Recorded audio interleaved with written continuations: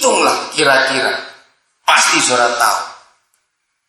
Berapa sih persembahan hamba Tuhan kalau khotbah? Nah, lalu saya bisa nyekolahkan begitu banyak. Tadi dalam perjalanan ke sini, saudara, langsung saya SMS bendahara saya. Ada orang SMS siang tadi waktu saya ke Purwadadi, atau kami tadi ke Purwadadi. Orang ini cerita, Tuhan memberkati perusahaan kami tahun yang lalu, sehingga kami mengalami kelimpahan. Kami ingin bagi dengan kalian di Papua. Minta nomor. Saya kasih. Tadi saya. Jadi setelah pulang Purwadadi, HP saya matikan karena saya istirahat sebentar. Begitu tadi saya duduk di situ, saya buka kaget. Sudah kami kirim 40 juta. Langsung saya SMS bendahara saya. Anda berkat, puji Tuhan. Saudara lihat. Nah, kalau itu bukan karena saya khotbah. Waktu orang itu nawari untuk saya bisa ambil untuk diri saya sendiri. Tapi Papa tahu. Nah, saya mau cerita. Oke?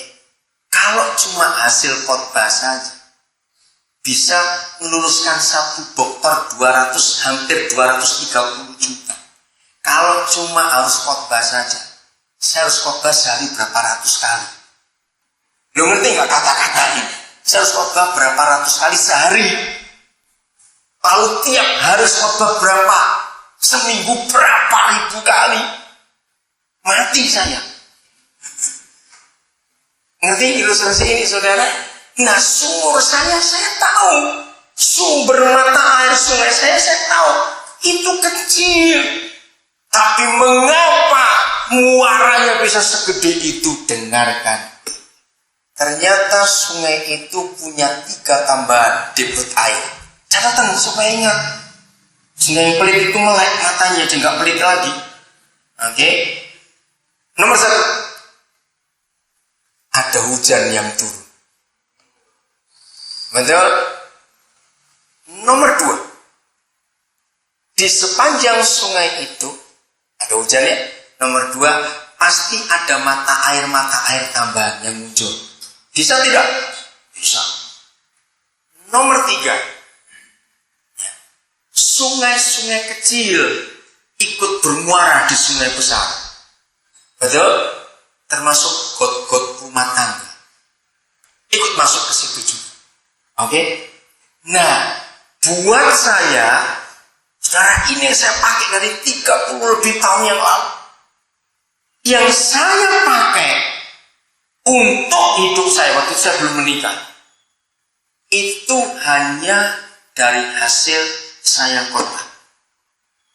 Air hujan, mata air tambahan, dan sungai-sungai kecil yang ikut dompelan bermuara, itu saya anggap bonus. Nah, bonus itu tidak boleh saya pakai. Harus saya alirkan. Ngerti maksudnya? Nah, termasuk 40 juta barusan ini, itu bonus walaupun saya punya hak untuk pakai. Tapi saya tahu ini karena bukan saya khotbah. Maka itu ketika dapat SMS, orangnya itu, dia tanya, enggak, rekening kau dan jajan? Enggak. Ini untuk klien itu, kasih. Bahkan rekening saya pun, bendahara yang pegang. ATM saya, itu kalau saya keluar negeri, pasti yang pegang itu bendahara. Saya nggak pernah pegang ATM. Kalau ada yang masuk, mereka lapor. Baru saya order, kirim ke sana, kirim ke situ. Saudara, sampai hari ini, apa yang kami pakai untuk hidup, dari persembahan khotbah saja, itu kurang lebih hanya 5%. Yang lain kami alirkan juga. Maka itu Tuhan bisa berkati kami, karena Tuhan tahu akan hal itu. Maka itu ayo kita pakai hukum ini, saudara. Jangan takut untuk memberi, karena itu kunci kebahagiaan dalam hidup kita. Amin. Jadi kita punya sumur dan punya sungai. Susah benar ngomongnya. Ada sungai kehidupan yang bisa mengalir dalam kehidupan kita. Itu ayo hitung-hitungan baik-baik mulai hari ini. percaya Tuhan akan membukakan tingkap-tingkap langit lebih lagi. Sungguh, mungkin tepuk tangan buat Yesus Tuhan kita yang janjinya itu ya dan amin, yang luar biasa. Maka itu sampai hari ini saya berlomba-lomba terus dengan Bapa di surga, berlomba-lomba untuk memberi. Itu sangat luar biasa. Saudara, orang banyak pikir saya sering keluar negeri dibayarin, enggak. Kami itu kalau keluar negeri bayar sendiri. Tuhan itu sungguh luar biasa, sungguh aja. Jadi berbahagialah memberi daripada menerima. Ini firman Tuhan Yesus. Mau jadi berkat buat orang lain? Ya. Kenapa Tuhan beri kita dua tangan? Supaya bisa berterima. Loh, enggak teruskan. Supaya bisa berterima kasih. Jangan terima masuk kantong, terima masuk kantong. Kasihnya mana? Sangat celaka kalau sampai orang berkata kamu adalah orang gak tahu berterima kasih. Jangan sampai ada orang ngomong begitu, bukan?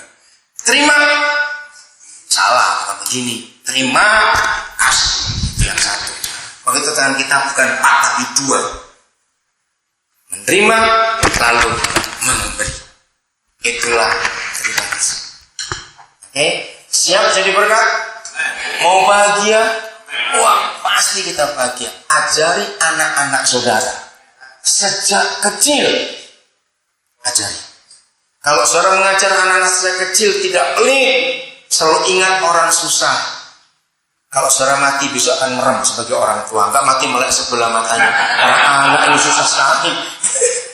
Benar, karena anak-anak saudara sudah punya hati yang suka memberi hidupnya pasti amin. Kenapa Daud bermazmur di Mazmur 37? Orang benar anak cucunya tidak akan minta-minta, malah memberi pinjam. Karena dari kecil kita mengajar mereka untuk anak-anak itu jadi berkat dalam hidup. Sediakan celengan-celengan atau kaleng-kaleng buat anak-anak. Simpan. Mau berapa? Lalu salurkan kepada orang-orang yang susah. Suruh anak itu memberi sendiri. Maka anak itu terlatih dari kecil untuk belajar memberi. Hebat sekali. Desember yang lalu ada kisah menarik dari London. Aduh, kisah itu luar biasa. Winter di negara bagian utara Khatulistiwa. Winternya paling jelek selama hidup ini. Pangeran Harry itu anak kedua dari Pangeran Charles. Membuat kejutan. Menjelang Natal bulan Desember, dia tidur bersama para tunawisma di pinggir sungai Thames. Saya punya bukti sejarah, buku biografinya Putri Diana yang sudah meninggal. Mengapa pangeran calon raja kerajaan Inggris bisa tidur di musim dingin yang begitu dingin dengan tunawisma? Saudara, sebelum Putri Diana meninggal, mereka dua sejak kecil sudah diajar untuk melihat orang susah. Jadi Putri Diana sudah sering mengajak Pangeran William dan Pangeran Harry itu keliling bagi-bagi makanan, bagi pakaian kepada orang-orang susah. Dalam catatan yang saya simpan, suatu hari mereka dua lagi antri di sebuah toko buku untuk bayar. Di kasir sudah beli.